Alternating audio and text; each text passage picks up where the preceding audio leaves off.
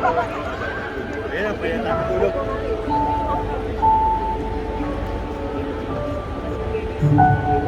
Ang pangarap ko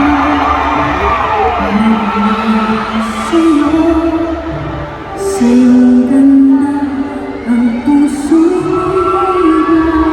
dahil tuwing kapiling ka dahil nadarama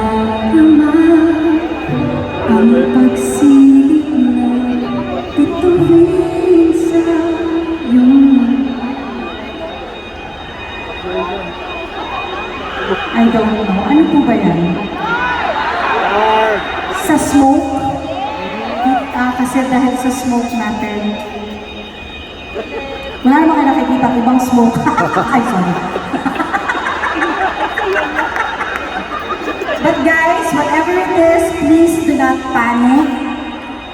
If ever there is something, then we will just head to the nearest exit. Just walk. Please do not run and do not panic because